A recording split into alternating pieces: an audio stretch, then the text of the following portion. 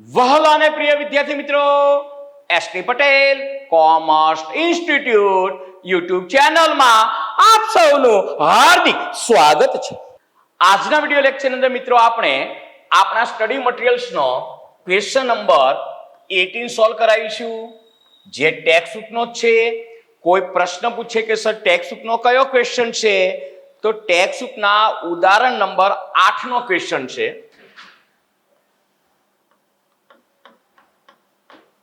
ઉદાહરણ કોઈ પૂછે કેવું હરણ, તો કહેવાય ઉદાહરણ નંબર 8 અને જે પેજ નંબર 64 પર આવેલું છે.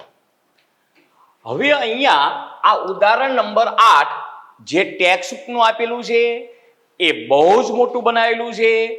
10 હવાલા છે અને કાચા સરૈયામાં પણ એન્ટ્રી વધારે આપેલી છે. તો આપણી બોર્ડની પેપર સ્ટાઇલ પ્રમાણે જે 11 માર્કનો દાખલો પૂછે છે તેમાં 50 એન્ટ્રીની મર્યાદામાં દાખલો પૂછી શકાય અને હવાલાની મર્યાદા પણ 5 જ છે. એટલે બેઠે બેઠો દાખલો કોઈ સંજોગે બોર્ડની એક્ઝામમાં પૂછી શકાય નહીં.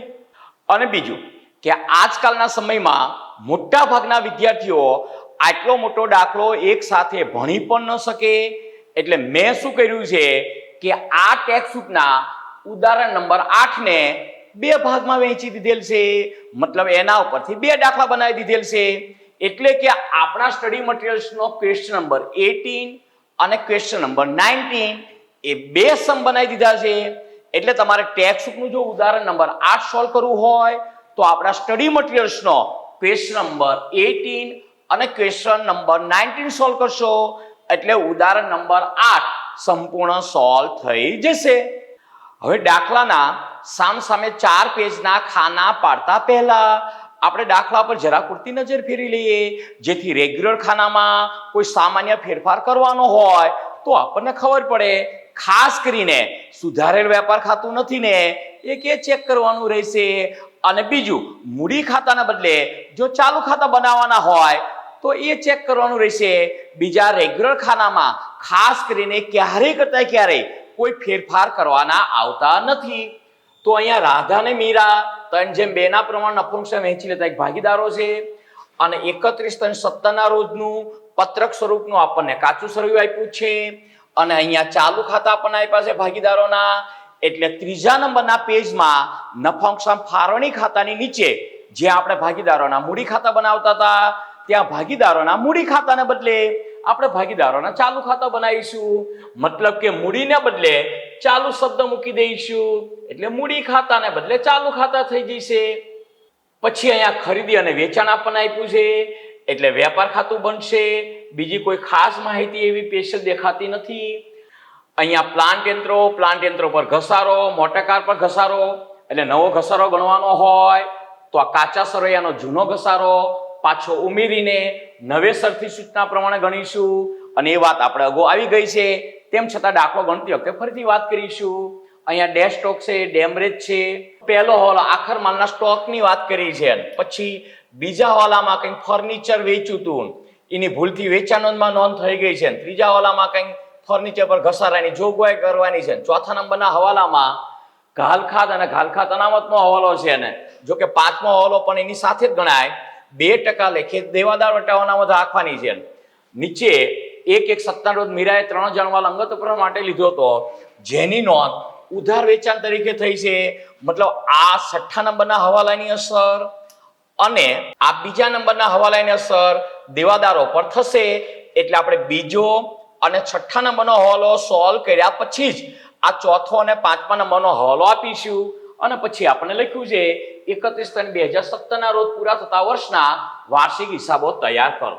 તો સૌ પ્રથમ આપણે સામસામે 4 પેજના ખાના દોરી નાખીએ અને દરેક લેક્ચરની જેમ ખાના દોરવાનો વિડીયો હું આગળ ફાસ્ટ ફોરવર્ડ કરી નાખીશ.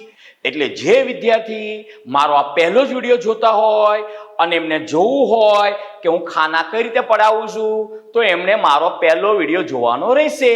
મારો પહેલો વિડીયો જોઈશે એટલે મારી ખાના પડાવવાની પદ્ધતિ ખબર પડી જશે.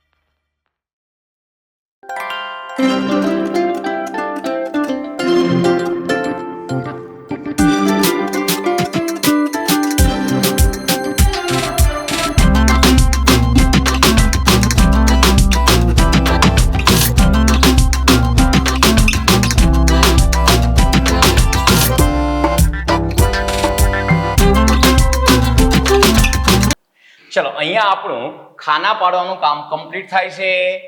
અહીંયા વેપાર ખાતું, સામેની સાઈડ નફા નુકસાન ખાતું, અહીંયા નફા નુકસાન ફાળવણી ખાતું, એની નીચે ભાગીદારોના ચાલુ ખાતા. ભૂલથી મૂડી શબ્દ લખાઈ ગયેલ છે તો તમે મને મારી મૂડી પાછી આપી દો અને એના બદલે હું તમને નવો શબ્દ આપી દઉં, ચાલુ. એટલે કે ભાગીદારો ચાલુ ખાતા અને સામેની સાઈડ ચોથા પેજની અંદર પાકું સરવૈયું. હવે દાખલો ગણવાની શુભ શરૂઆત આપણે હવાલાથી કરીશું, કારણ કે કોઈ પણ કામની શરૂઆત જો શુભ હોય તેનો અંત પણ હંમેશા કેવો આવે? શુભ આવે. મતલબ કે પાકા સરવૈયાનો બંને બાજુનો સરવાળો સરખો આવે તો શુભ અંત આવ્યો કહેવાય. એટલે શુભ અંત માટે આપણે શરૂઆત ક્યાંથી કરીશું? તો કે સર હવાલાથી કરીશું. હવાલામાં ખાસ ધ્યાન રાખીશું કે બીજા નંબરનો હવાલો અને છઠ્ઠા નંબરનો હવાલો દેવાદારોને અસર કરે તેમ છે. એટલે બીજો અને છઠ્ઠો હવાલો પહેલા સોલ્વ કરીશું અને ત્યારબાદ જ આપણે ચોથા અને પાંચમા નંબરના હવાલાની અસર આપીશું. કાયમ માટે યાદ રાખવાનું, દેવાદારો પર ઘાલખાત અનામત અને દેવાદાર વટાવવાનો હવાલો કરતા પહેલા જો દેવાદારોની બાકીને કોઈ અન્ય હવાલો અસર કરતો હોય તો પહેલા તે હવાલાની અસર આપવી પડે. ચલો પહેલા હવાલાની વાત કરીએ તો આખર માલના સ્ટોકની કિંમત ₹14,370 છે. હા, તો આખર માલના સ્ટોકની બે એન્ટ્રી, એક વેપાર ખાતામાં જમા બાજુ, અને એ તો બધાને આવડતું જ હોય. લખો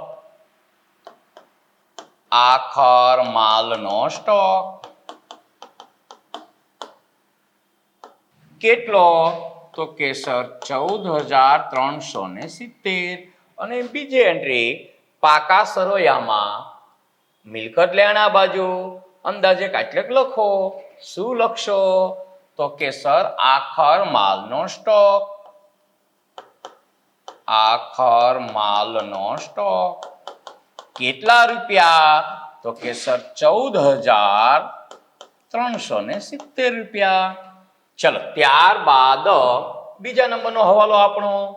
તારીખ 1/10/16 ના રોજ ₹600 ની કિંમતનું ફર્નિચર ₹400 ની કિંમતે કિશનને ઉધાર વેચ્યું હતું. આની નોંધ માલના વેચાણ તરીકે વેચાણ નોંધમાં થઈ ગઈ છે. બોલો, કરી નાખી ગંભીર ભૂલ. એની કરતા એમને નોંધ ન કરી તો સારું હતું, તો સુધારવા માટેની તો આપણે નોંધ ન કરવી પડત, પણ એ નોંધ કરી અને એ પણ કેવી કરી? ખોટી કરી. તો આપણે અગાઉ આવી ગયું છે. અહીંયા વેચાણ નોંધમાં નોંધ થઈ ગઈ છે, મતલબ ફર્નિચરના વેચાણની નોંધ માલના વેચાણ તરીકે થઈ ગઈ છે. તો ફર્નિચરના વેચાણને માલનું વેચાણ ન કહેવાય. તો ભૂલથી જે નોંધ થઈ છે એ નોંધ આપણે રદ કરવી પડશે. તો રદ કરી નાખીએ. 600 રૂપિયાનું ફર્નિચર હતું અને 400 ની કિંમતે કિશનને ઉધાર વેચ્યું હતું. મતલબ માલના વેચાણ તરીકે ₹400 ની નોંધ થઈ ગયેલ છે. એ નોંધ રદ કરી નાખીએ. તો કે સાહેબ શું રદ નોંધ થશે? તો એક એન્ટ્રી વેચાણમાંથી માઇનસ કેટલા રૂપિયા? તો કે સર 400 રૂપિયા. અને બીજી એન્ટ્રી આ દેવાદારોમાંથી માઇનસ થશે. એટલે જે ખોટી નોંધ થઈ છે તે રદ થઈ જશે. હા, તો કરી નાખીએ. લખો વેચાણ 32,000 અને દેવાદારો 16,000. તો અહીંયા આ વેચાણ આ 32,000. હવે આ વેચાણની રકમમાં ભૂલથી ફર્નિચર વેચાણના આવી ગયેલ છે, માઇનસ ફર્નિચર વેચાણના અથવા ફર્નિચરનું વેચાણ કેટલા રૂપિયાનું? તો કે સર 400 રૂપિયાનું. બીજી એન્ટ્રી દેવાદારોમાંથી માઇનસ થશે, કારણ કે દેવાદારોમાં કયા દેવાદારો લખાય? ફક્ત માલના વેચાણના લખાય. એટલે દેવાદારો 16,000 રૂપિયાના માઇનસ ફર્નિચર વેચાણના કેટલા? તો કે સર 400. જો આમાં બહુ જ હવાલા છે હો ને, એટલે ઇનરમાં જ રાખવાના છે. એટલે કેટલા વધશે? તો કે સર 15,600. કમ્પ્લીટ. હતું 400 રૂપિયાનું ફર્નિચરનું વેચાણ, ભૂલથી માલના વેચાણ તરીકે નોંધ થઈ ગઈ છે. મતલબ વેચાણ ખોટી રીતે નોંધાઈ ગયેલ છે 400 રૂપિયાનું. તો એક એન્ટ્રી વેચાણમાંથી માઇનસ અને બીજી એન્ટ્રી અહીંયા દેવાદારોમાંથી માઇનસ કરી અને ડાયરેક્ટ મેથેમેટિક કાચા સરયામાં જો તો 400 રૂપિયા આ વેચાણમાંથી માઇનસ કર્યા મતલબ જમા બાજુથી માઇનસ કર્યા અને 400 રૂપિયા દેવાદારોમાંથી મતલબ ઉધાર બાજુથી માઇનસ કર્યા. હવે ફર્નિચર વેચાણની સાચી એન્ટ્રી શું થાય? તો જો 600 રૂપિયાની કિંમતનું ફર્નિચર 400 રૂપિયાની કિંમતે કિશનને ઉધાર વેચ્યું છે. બીજું કે કોઈ પણ મિલકતનું વેચાણ વર્ષની વચ્ચે કર્યું હોય, વર્ષની પહેલી તારીખે ન કર્યું હોય તો પહેલા વર્ષના પહેલા દિવસે કરેલ છે તેમ માનીને જ એન્ટ્રી કરવી. એટલે અહીંયા 1/10/2016 ના રોજ વેચાણ કર્યું છે તો હું તમને એવું માનીને જ સમજાવું છું અથવા એવું માનીને જ પહેલા નોંધ કરું છું કે ફર્નિચરનું વેચાણ અહીંયા 1/10 ને બદલે 1/4/16 ના રોજ કરેલ છે. કોઈ કે સાહેબ તેવું કેમ? તો તે સમજાવવા માટે મારે તમને બહુ જ ડીપમાં લઈ જવા પડશે અને મિત્રો એમાં 99% વિદ્યાર્થીઓને ઇન્ટરેસ્ટ પણ નહીં પડે અને વરી પાછી સમજણ પણ નહીં પડે અને ખોટો કંટાળો આવશે. એટલે અત્યારે હું એમાં ડીપમાં નહીં જાઉં, ખાલી હું તમને એવું જ કહીશ કોઈ પણ મિલકતનું વેચાણ વર્ષની વચ્ચે કરેલ હોય તો તે હવાલો 12મા ધોરણના વિદ્યાર્થીઓને થોડોક અઘરો પણ પડે એ હું પણ સ્વીકારું છું, પણ અત્યારે તે સમજાવવા માટે તમે મારી પદ્ધતિ પ્રમાણે ચાલો. તો કે સાહેબ શું પદ્ધતિ? પહેલા તમારે એવું માનીને ચાલવાનું કે વર્ષના પહેલા દિવસે જ વેચાણ કરેલ છે. પછી હું તમને 1/10 વેચાણ કર્યું છે તો એની શું અસર થશે એ શીખડાઈ દઈશ. હવે 600 રૂપિયાની કિંમતનું ફર્નિચર 400 રૂપિયામાં કિશનને ઉધાર વેચ્યું તો તેની શું આમ નોંધ થાય એ હું અહીંયા લખી નાખું છું. તો કિશનને ઉધાર વેચ્યું મતલબ કિશન પાસે આપણે પૈસા લેવાના થયા એટલે કિશન ખાતે ઉધાર અથવા તો શું લખી શકાય? ફર્નિચર વેચાણના દેવાદારો. ટેક્સ્ટબુકમાં દેવાદારો શબ્દ વાપર્યો છે પણ મને એની કરતા ફર્નિચર વેચાણના બાકી લેણા એ શબ્દ વધારે ગમે છે એટલે હું ફર્નિચર વેચાણના બાકી લેણા લખું છું. ખાતે શું થાય? તો કે સર ઉધાર થાય.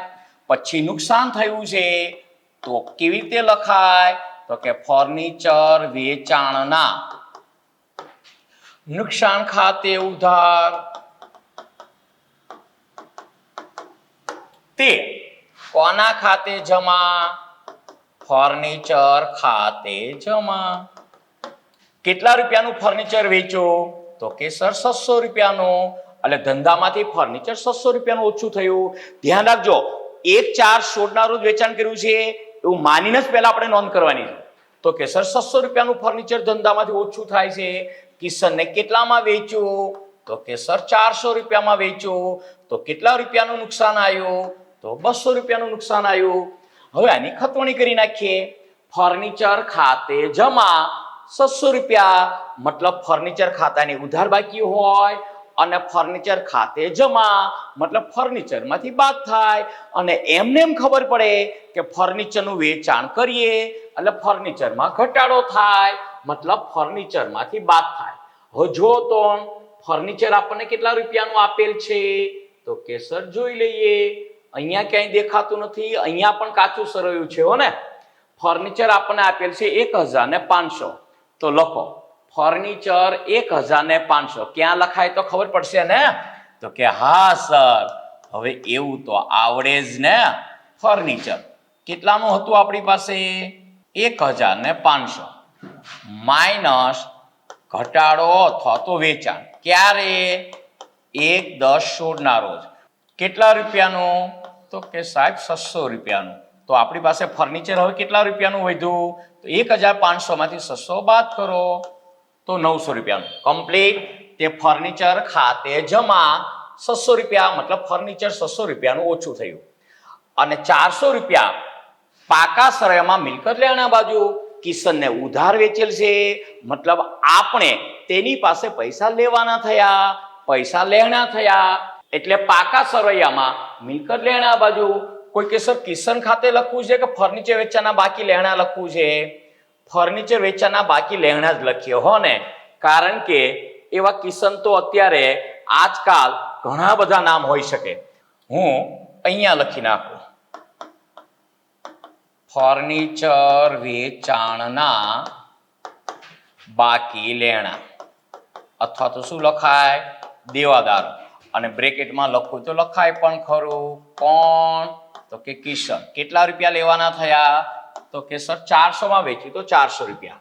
ચલો હવે ત્રીજું ખાતું કયું ઉદ્ભવ્યું હતું, તો કે સાહેબ ફર્નિચર વેચાણના નુકસાન ખાતે ઉધાર 200 રૂપિયા. તો એને અહીંયા લખી નાખીએ, ફર્નિચર વેચાણનું નુકસાન, ફર્નિચર વેચાણનું, હા પણ શું, નુકસાન. પણ આ ફાઇનલ રકમમાં નહીં લખીએ, અહીંયા લખીશું કેટલા રૂપિયાનું નુકસાન થયું, તો કે સર 200 રૂપિયાનું. કમ્પ્લીટ. વર્ષના પહેલા દિવસે વેચાણ કરેલ છે તેમ માનીને જ અહીંયા નુકસાનની અને ઘસારાની એન્ટ્રી પહેલા કરવાની, પછી હું તમને એમાં ફેરફાર કરાવરાઈ દઉં છું. હો ને. ચલો હવે જો તો ફર્નિચર પર ઘસારો કેટલા ટકા ગણવાનો છે, તો ત્રીજા હવાલામાં કીધું છે 5%. તો 5% લખીએ, ઘસારાની જોગવાઈ કરી નાખીએ, તો માઇનસ ઘસારો. હવે જો આ જેટલા રૂપિયાનું ફર્નિચર વેચ્યું એના 600 રૂપિયા પૂરેપૂરા બાદ કરી નાખ્યા, એટલા 900 રૂપિયા જે છે એ બાકીનું ફર્નિચર વધ્યું, એટલે અહીંયા ઘસારો આ બાકીના ફર્નિચરનો જ બાદ થશે. તો 900 રૂપિયાના 5% લેખે ઘસારો 12 મહિનાનો કેટલો થશે, તો કે સર 45 રૂપિયા. તો આઉટર કોલમમાં કેટલા આવશે, 855 રૂપિયા. હવે 45 રૂપિયાની બીજી એન્ટ્રી અહીંયા લખવાની. શું લખશો, તો કે સર ફર્નિચર પર ઘસારો કેટલા રૂપિયા, તો કે સર 45 રૂપિયા.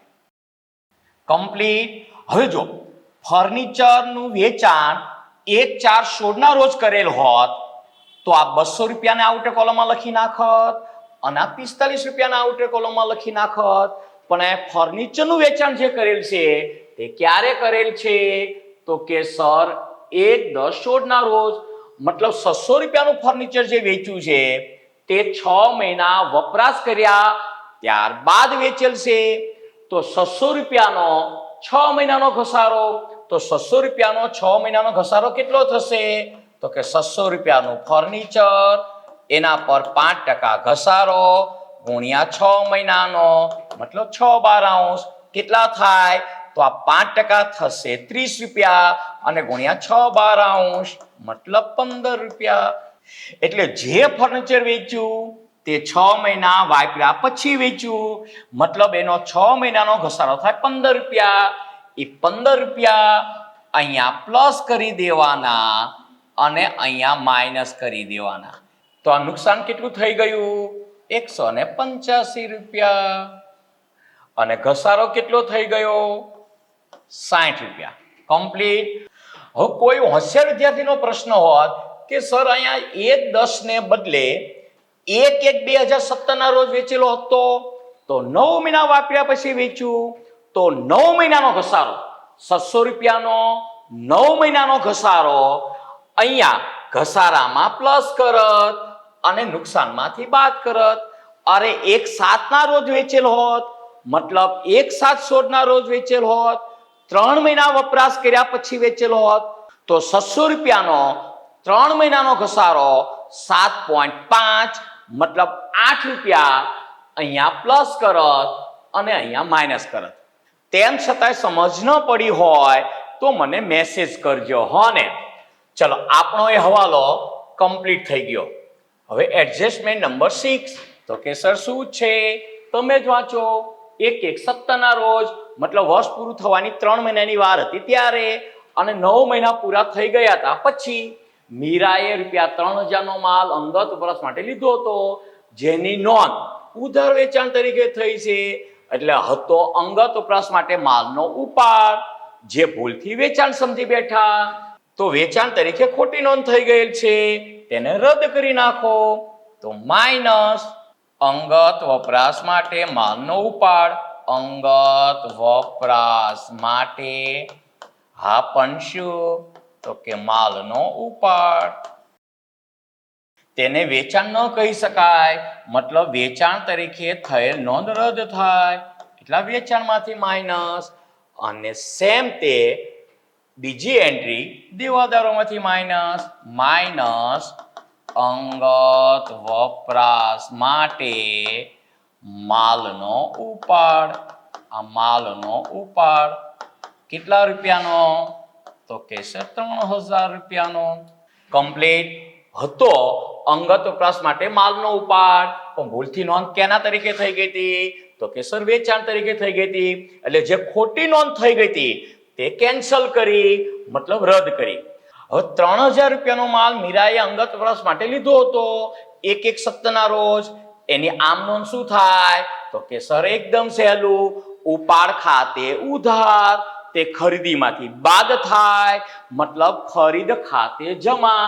એટલે એક એન્ટ્રી ખરીદીમાંથી માઇનસ થશે અહીંયા વેપાર ખાતામાં, અને બીજી એન્ટ્રી ભાગીદારોના ચાલુ ખાતામાં માલના ઉપાડ તરીકે નોંધ થશે, મતલબ ઉપાડ ખાતે નોંધ થશે. તો અહીંયા આપણે ચાલુ ખાતાની શરૂઆતની બાકી લખવા માટે કાચા સ્વરેમાં જો ઉપાડ આપેલો હોય તો તે ઉપાડ લખવા માટે જગ્યા ન છોડવી પડે, તો પહેલા આપણે તેમની બાકીઓ લખી નાખીએ, તો હવાલાની એન્ટ્રી કરવામાં આપણને થોડીક સરળતા રહે. તો કોઈ કે કશો વાંધો નહીં સર, એ પછી પણ આપણે લખવાની જ છે ને, તો પહેલા લખી નાખીએ. તો જો અહીંયા રાધા અને મીરાની આપણને મૂડી આપી છે 20000 અને 10000. ઉપાડ આપેલ નથી, ચાલુ ખાતા આપ્યા છે. રાધાનું 5000 ઉધાર બાકી અને મીરાનું 1000 જમા બાકી. ઉપાડ ક્યાંય કરતા ક્યાંય આપણને આપેલ છે નહીં, તો મૂડી ખાતાની અને ચાલુ ખાતાની બાકી લખી નાખીએ. 20000, 10000, 5000 ને 1000. અને જ્યારે પણ આપણે ચાલુ ખાતા બનાવ્યા હોય ત્યારે મૂડી ખાતાની બાકી પાકા સરળમાં મૂડી દેવા બાજુ લખી નાખીએ છીએ. લખો ભાગીદારોની મૂડી. રાધા અને મીરા, રાધાની 20000 અને મીરાની 10000, એટલે બંનેની કુલ કેટલી થશે? 30000. હવે વાત કરીએ ચાલુ ખાતામાં, તો રાધાની ચાલુ ખાતાની ઉધાર બાકી કેટલા રૂપિયા? તો કે સર 5000. આ રાધાની ઉધાર બાકી અને મીરાની જમા બાકી કેટલા રૂપિયા? તો 1000. ક્યારે લખાય છે? તો વર્ષના પહેલા દિવસે 1/4/2016. અહીંયા લખી નાખો. બાકી આગળ લાવ્યા, અહીંયા ડેશ, અહીંયા પણ 1/4/2016. બાકી આગળ લાવ્યા અને અહીંયા થશે ડેશ. કમ્પ્લીટ. ઉપાડ તો આપણને આપેલ નથી. હવે આપણે ક્યાં પહોંચ્યા હતા હવાલામાં? તો કે સર મીરાએ 3000 રૂપિયાનો માલ અંગત વપરાશ માટે લીધો હતો, જેની નોંધ ઉધાર વેચાણ તરીકે થઈ ગઈ હતી. તો જે ખોટી નોંધ થઈ ગઈ હતી વેચાણ તરીકે, એ નોંધ આપણે રદ કરી નાખી. ફરીથી જોઈ લો, અહીંયા 3000 વેચાણમાંથી માઇનસ કર્યા અને 3000 આપણે અહીંયા દેવાદારોમાંથી માઇનસ કર્યા. એનું પરિણામ પણ ઇનર કોલમમાં લખી નાખો. કેટલા વચ્ચે? તો કે સર 12600. અને હવે એની સાચી નોંધ શું થાય? તો મીરાએ અંગત પ્રવાસ માટે માલ લીધો, તો એક એન્ટ્રી ખરીદીમાંથી માઇનસ થશે. તો અહીંયા લખો ખરીદી કેટલી આપેલ છે? તો કે સર 15000 રૂપિયા. તો ખરીદી ઇનર કોલમમાં 15000 રૂપિયા માઇનસ અંગત વપરાશ માટે માલનો ઉપાડ કેટલા રૂપિયાનો? તો કે સર 3000 રૂપિયાનો. અને એની બીજી એન્ટ્રી ઉપાડ ખાતે ઉધાર. ક્યારે ઉપાડ કરેલ છે? તો કે 1/1/2017 ના રોજ. અને અહીંયા લખાય ઉપાડ ખાતે, બ્રેકેટમાં લખવું તો લખાય માલ અથવા તો માલનો ઉપાડ. મીરાના ખાનામાં કેટલા રૂપિયા? તો કે 3000 રૂપિયા. બીજું, જ્યારે પણ આપણને માલના ઉપાડની તારીખ આપી હોય અને ઉપાડ પર વ્યાજ ગણવાનું હોય તો તે માલના ઉપાડનું વ્યાજ ગણાય છે. અને એ વાત આપણે અગાઉ થઈ ગયેલ છે. ચલો હવે કયા હવાલા રહ્યા આપણા? તો કે સાહેબ લગભગ હવાલા આપણા થઈ ગયા. ચલો પહેલો હવાલો થઈ ગયો, બીજો હવાલો કમ્પ્લીટ થઈ ગયો, ફર્નિચર પર ઘસારાની જોગવાઈ કરી નાખી, છઠ્ઠા નંબરનો હવાલો થઈ ગયો. હવે તો ખાલી ચોથો અને પાંચમો, અને તો એક જ હવાલો છે. ઘાલખાત 600 રૂપિયા, ઘાલખાત અનામત 5%, અને દેવાદાર વટાવ અનામત 2%. એ તો વારા ફરતી બાદ કરી નાખવાની. દેવાદારોમાંથી સાવ સહેલું માઇનસ ઘાલખાત 600 રૂપિયા. તો હવે કેટલા વધ્યા દેવાદારો? તો કે સર 12,000 રૂપિયા માઇનસ ઘાલખાત અનામત 5%, તો 10% 1,200, તો 5% 600, મતલબ કેટલા વધશે? તો કે સર 11,400 માઇનસ દેવાદાર વટાવ અનામત 2%, તો 1% 114, તો 2% કેટલા થશે? તો કે સર 228. એટલે આઉટર કોલમમાં આવશે તો આ 11,000, પછી આ 4 માંથી 3 બાદ કરો તો 1, અને પછી 100 માંથી 28 બાદ કરો તો કે સર 72 રૂપિયા. એટલે 11,172. હવે આ ઘાલખાત અને ઘાલખાત અનામતની બીજી એન્ટ્રી ઘાલખાતના ફોર્મેટમાં, અને દેવાદાર વટાવ અનામતની બીજી એન્ટ્રી વટાવના ફોર્મેટમાં. હવે કાચા સરળમાં ઉડતી નજર કરો તો આખું ફોર્મેટ લગાવવું પડશે બંનેનું. તો જો વટાવ આપેલ છે આપણને અહીંયા, પછી વાત કરીએ તો અહીંયા આપણને વટાવ અનામત આપેલ છે, ઘાલખાત અનામત આપેલ છે. એક ખાલી ઘાલખાત નથી આપી, આ તો ઘાલખાત પર જ છે. હા તો કઈ વાંધો નહીં, બંનેના પૂરા ફોર્મેટ જ લગાવી દઈએ. કાચા સરળિયાની ઘાલખાતમાં એક ડેશ કરી નાખીશું. હો ને, લખો ઘાલખાત પ્લસ ઘાલખાત અનામત અને માઇનસ ઘાલખાત અનામત.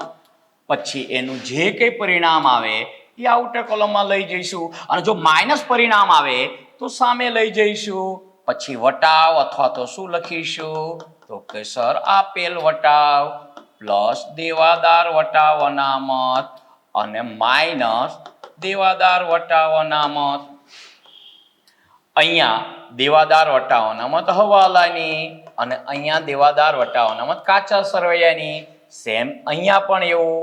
અહીંયા ઉપરની ઘાલખાત કાચા સરવૈયાની, છેલ્લી ઘાલખાત અનામત પણ કાચા સરવૈયાની, અને વચ્ચેની ઘાલખાત અને ઘાલખાત અનામત હવાલાની.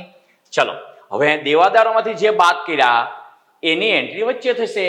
ઘાલખાતના 600, ઘાલખાત અનામતના પણ 600, અને દેવાદાર વટાવ અનામતના 228.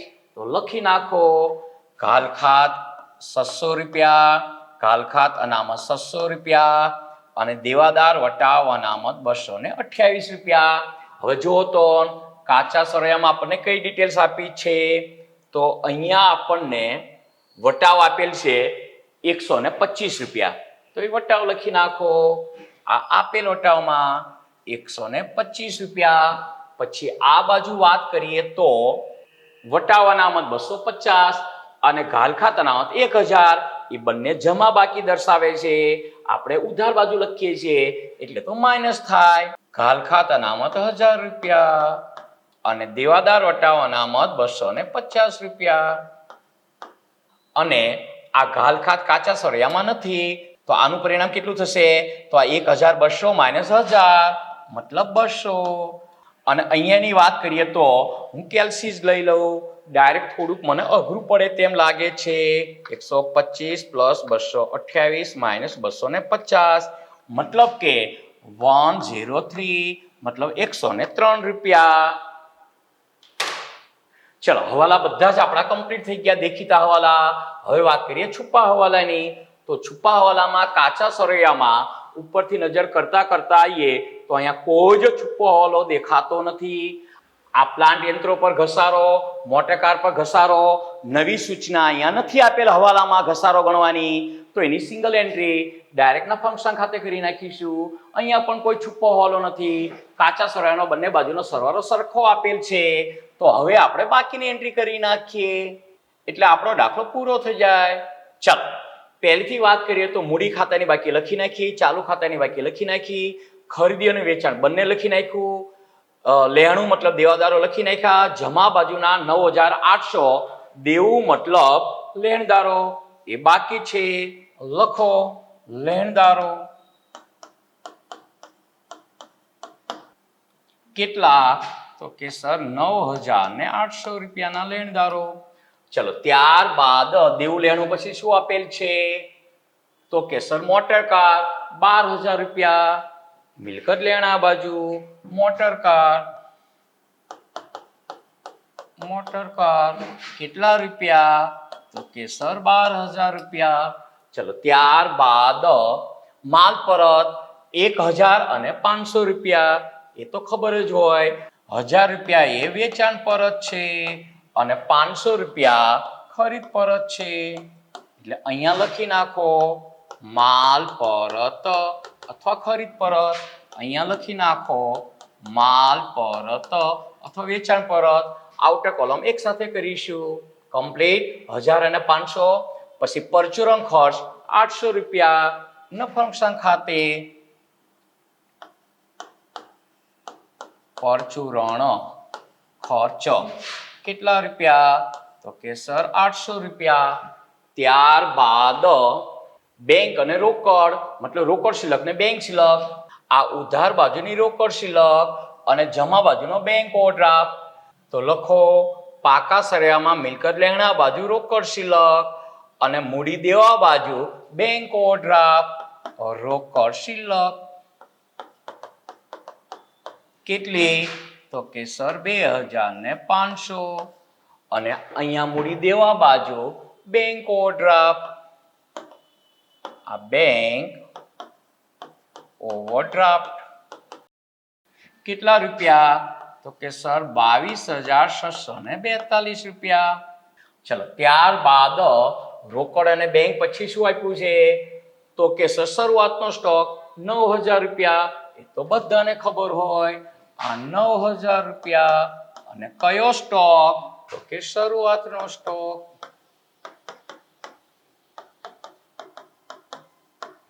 ચલો ત્યારબાદ બેંક વ્યાજ 142 ઉધાર બાકી મતલબ ચૂકવેલ હશે. બેંક વ્યાજ જમા બાકી આપ્યો તો જમા બાજુ લખો તો અહીંયા નફા નુકસાન ખાતે.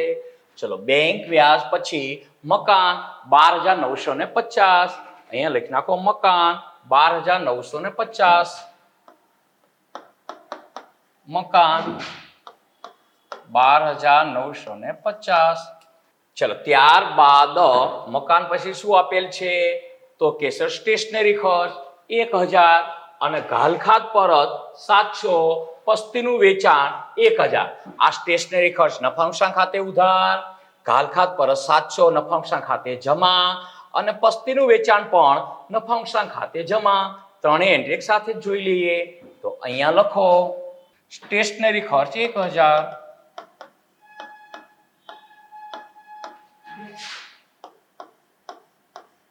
પછી 700 રૂપિયા ઘાલખાત પરત અને 1,000 પસ્તીનું વેચાણ. આ 700 રૂપિયા અને આ 1,000. 700 રૂપિયા શેના હતા? તો કે સર ઘાલખાત પરત. અને 1,000 રૂપિયા શેના હતા? તો કે સર પસ્તીનું વેચાણ. ચલો ત્યારબાદ વ્યવસાય વેરો 800 રૂપિયા. મ્યુનિસિપાલિટી વાળા જે ઉઘરાવે તે આપણો ખર્ચ છે. વ્યવસાય વેરો એટલે એક પ્રકારનો ટેક્સ 800 રૂપિયા. પછી વ્યવસાય વેરા પછી શું આપ્યું છે? પેટન્ટ અને ટ્રેડમાર્ક 4,000 ને 5,000. બંને અદ્રશ્ય મિલકતો. મિલકત લેણા બાજુ 4,000 અને 5,000. કોઈ કેસર નીચે 6,000 લખી નાખો ને, એમ ન લખાય હો ને, આવતું હોય એટલું જ લખાય. લખો પેટન્ટ અને ટ્રેડમાર્ક. ચલો ત્યારબાદ આવક માલગાડા ભાડું 200 રૂપિયા. વેપાર ખાતે લખો આવક માલ ગાડા ભાડું 200 રૂપિયા. કોઈ કે સર ગાડામાં નહીં બસમાં લાયા હશે માલ એટલે 200 રૂપિયા હશે. હા હો એવું હશે કદાચ. ચલો અહીંયા વાત કરો વટાવ. ઉધાર બાજુનો આપેલો વટાવ લખી નાખ્યો વટાવના ફોર્મેટમાં. જમા બાજુના 325 અહીંયા લખો વટાવ અથવા તો મળેલ વટાવ 325 રૂપિયા. ચલો પછી પ્લાન્ટ યંત્રો 8325 સિંગલ એન્ટ્રી મિલકત લેણા બાજુ અને પ્લાન્ટ યંત્રો પર ઘસારો એની સિંગલ એન્ટ્રી નફાંશના ખાતામાં ઉધાર બાજુ. તો લખો, અહીંયા લખતા જ જઈએ. પ્લાન્ટ અને યંત્રો પર ઘસારો 675 રૂપિયા અને અહીંયા લખી નાખો મિલકત લેણા બાજુ પ્લાન્ટ અને યંત્રો. પ્લાન્ટ અને યંત્રો કેટલા? તો કે સર 8325. બંનેની સિંગલ એન્ટ્રી. એ તો નવો ઘસારો ગણવાનો હવાલો હોત તો એ ઘસારો પ્લસ થઈને નવેસરથી ગણાય હો ને. મોટર કાર પર ઘસારો 2000 રૂપિયા, એની પણ સિંગલ એન્ટ્રી. મોટર કાર પર ઘસારો, કોઈ પૂછે કેવો સારો તો કહેવાય ઘસારો 2000 રૂપિયા. ચલો ત્યારબાદ નૂર અને જકાત 350. અહીંયા લખી નાખો નૂર અને જકાત 350 રૂપિયા. ચલો પછી વાત કરીએ તો વટાવાના મત આવી ગઈ, ઘાલ ખાતાના આવી ગઈ. વીમા પ્રીમિયમ 600 રૂપિયા. આ વીમા પ્રીમિયમ 600 રૂપિયા. ચલો પછી વાત કરીએ તો ફર્નિચર આવી ગયું. ડેસ્કટોપ 150 અને ડેમરેજ 100 રૂપિયા. ખાસ ધ્યાન રાખજો, બંને નામ ભૂલ ખવરાવે તેવા છે. ડેસ્કટોપ મતલબ આ પંખા હોય, ટૂલ્સ હોય, ત્રાજવા હોય, બાટ હોય, નાની મૂવેબલ પ્રોપર્ટી હોય એને ડેસ્કટોપ કહેવાય. અને ડેમરેજ એ તો ખરીદીનો ખર્ચ છે. તો ડેસ્કટોપ 150 રૂપિયા એ આપણી મિલકત કહેવાય. મિલકત લેણા બાજુ ડેસ્કટોપ 150 રૂપિયા અને 100 રૂપિયા ડેમરેજ એ આપણો ખરીદીનો ખર્ચ છે. ડેમરેજ 100 રૂપિયા. ચલો હવે બધી એન્ટ્રી લગભગ પૂરી થઈ ગઈ ને? હા આવી ગઈ. સરવાળો તો સરખો છે. હવે સરવાળા કરી નાખો એટલે આપણો દાખલો પૂરો થઈ જાય. પહેલાનો આઉટર કોલમ લખી નાખો. તો 15 માંથી 3 એટલે 12 ને 12000 માંથી 500 બાદ એટલે 11500. અહીંયાની વાત કરો તો કેટલા બાદ કરવાના? તો 4400 મતલબ 27600 રૂપિયા વધશે. હવે કરો સરવાળા.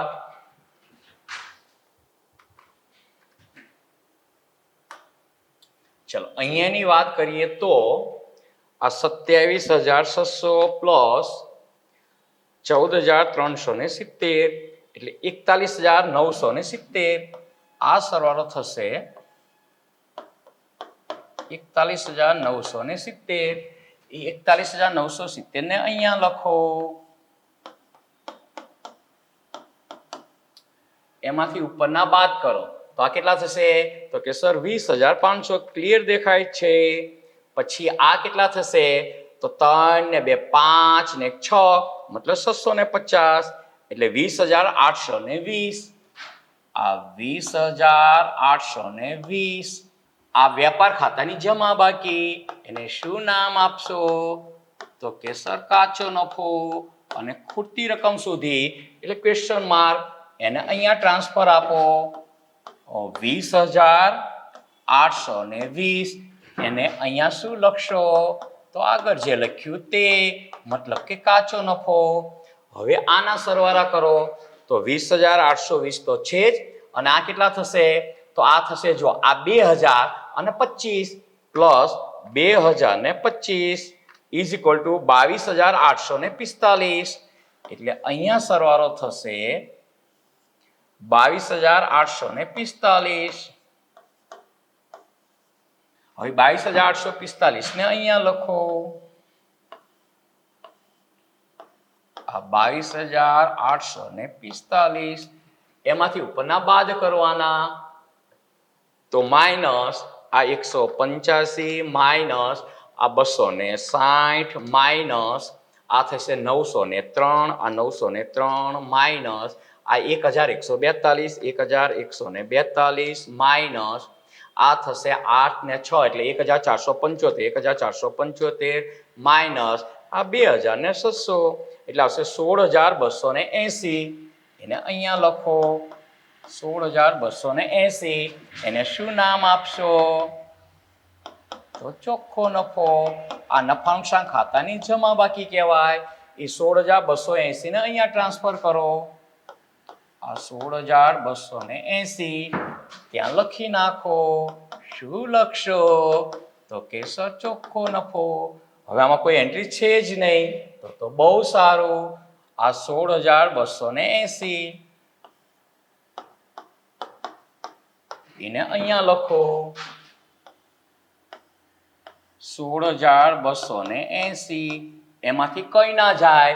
16280 માંથી કઈ ના જાય તો કેટલા વધે? તો કે સર 16280. એવી બાદબાકી તો બધાને આવડે. અને આને નામ આપી દો વહેંચણી પાત્ર નફો. અને શું નામ લખશો? તો કે સર રાધા અને મીરા કયા પ્રમાણે વહેંચે છે? લગભગ 2:3 એવું કંઈક હતું, પણ જોવું પડે હો મારે પણ. 3:2 મતલબ જેમનો સરવાળો 5, તો આને ભાગ્યા 5 કરો.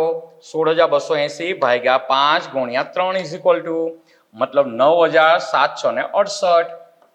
આ 9768 અને 2 ઇઝ ઇક્વલ ટુ એટલે 6512. ચલો આની એન્ટ્રી ક્રોસ કરાવી દો વર્ષને અંતે, મતલબ 31/3/2017. શું લખશો? તો કે વહેંચણી પાત્ર નફો 9768. રાધામાં 9768 અને મીરામાં 6512. આ 6512. ચલો હવે ચાલુ ખાતા છે એટલે ગમે તે બાજુનો સરવાળો વધારે થઈ શકે. જો તો રાધામાં ઉધાર બાજુ 5000, જમા બાજુ 9768 એટલે જમા બાજુનો વધારે જ છે. મીરામાં પણ જમા બાજુનો વધારે છે. તો બહુ સારું. આપણે એક સાથે સરવાળા થઈ જશે અને એક સાથે બાકી નીકળી જશે.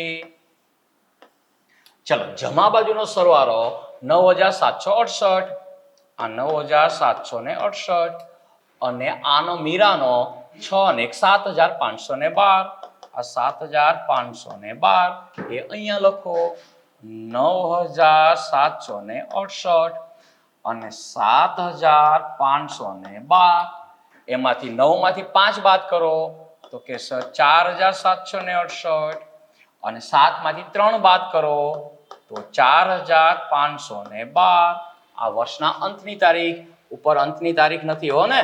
31/3/2017. અહીંયા શું લખશો? બાકી આગળ લઈ ગયા અને બાકી સુધી મતલબ ક્વેશ્ચન માર્ક. અને આ ચાલુ ખાતાની જમા બાકી પાકા સરવાળામાં મૂડી દેવા બાજુ લખો. ભાગીદારોના ચાલુ ખાતા. કોણ ભાગીદારો? તો કે સર રાધા અને મીરા.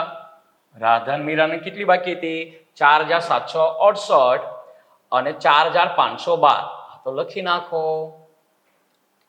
4768 અને 4512. કરી નાખો સરવાળો. કેલ્સીથી નથી કરો.